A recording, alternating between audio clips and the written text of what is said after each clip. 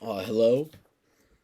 Uh, First little question is, have you ever read any novels, poems, or other literary forms, or watched any fictional films or TV shows that explicitly or implicitly deal with climate change? If yes, what and how did this experience storytelling impact you? Um, for me, it's yes. I think everyone it should be yes. Maybe you're just not aware of it. But like nowadays, it's like in any, especially film, since you include that. If it was just literary, I could see how like a lot of people maybe not, or at least it'd be hard to realize. But when you include film in there, it's pretty hard not to. I mean, there's like a huge movie last year. I think it was called like "Don't Look Up" on like Netflix.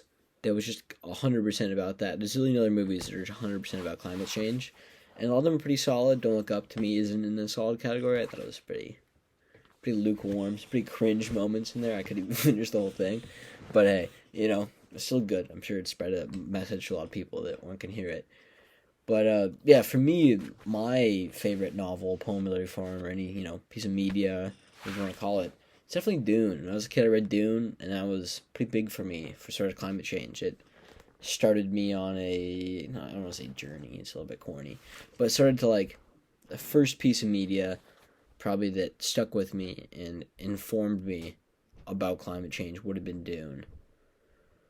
It says, if yes, what? How did this experience try to impact you? It definitely gave me like a solid vision for what a world would look like in like 200 years if nothing changes. It's like, oh, I don't really want to live in there. It also gave a really good representation of like exploitation, especially exploitation of like indigenous groups, corporate greed. Like, there's a lot of parallels, at least I drew from it at the time, and even today, between like the in the book it was about everyone's getting the spice, and to me, I can see that as kind of like oil. Like you're extracting oil, the spice or the oil at a cost to the local environment and the local people. And I thought, like, pretty parallel there. Maybe I'm off. Maybe my interpretation's wrong. But even if my interpretation's wrong, I still did get that message from it. And that book, I guess, was pretty impactful for me. Like, even today, when someone will say, like, what's going to look like in 200 years, nothing changes, I get the image of, like, a dune cover. Just like everything sandy, desolate destruction. Even though it's probably not super accurate, it was still really helpful for me to understand, like, the severity, I guess.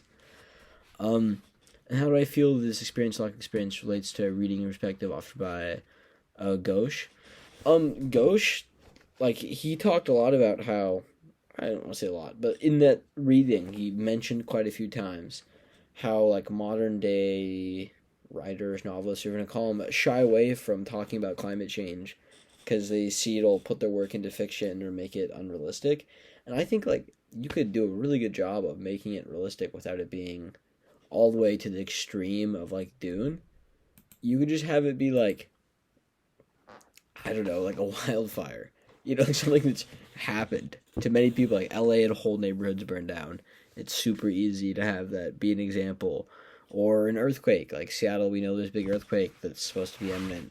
Or like a volcano, or I don't know. Like I said, it's not necessarily climate related. Or like large scale drought, or just smoke, or smog. There's a lot of things you could use as a plot point that are super realistic. So I thought that Ghosh's, I guess, input on that and reflection of a lot of the academics' thinking was just shocking to me. It's like what people would see as unrealistic. Like there's been many, many, many neighborhoods in recent years entirely wiped out from fires and earthquakes and sea level rise. I mean, even in like rich, privileged countries and areas in the U.S., like Florida, like multi-million-dollar real estate is just getting wiped out like yearly just because floods. Or New York had huge flooding. Like all these cities, and people are very aware of it. So I feel like if that was a plot point, no one would bat an eye. How this week's reading is the same thinking about literary narratives maps your own experience of reading novels and poems, watching films. I was, I was kind of sad, honestly, to think about how like people today don't really want to do the fiction, or I guess writers today don't want to sorry not do the fiction, but talk about climate change.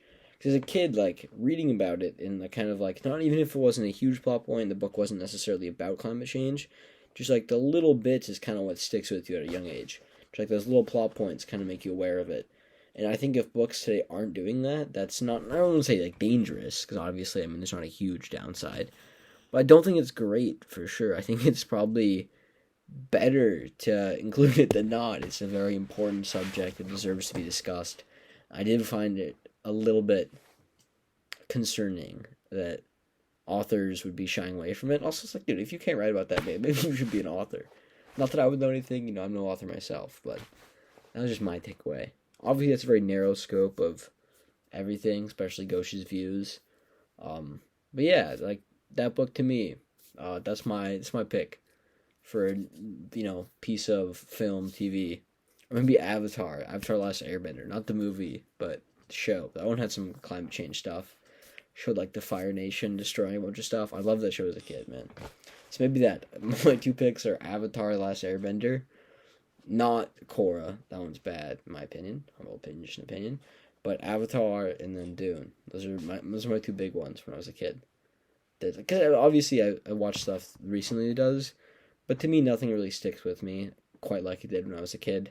Like those are the things that are deeply ingrained. I just consume so much more media now that it kind of gets drowned out. Even if it's really good, it just kind of gets drowned out. Well, thank you. Yeah, sorry for all the rambling. Have a great evening, morning, or night.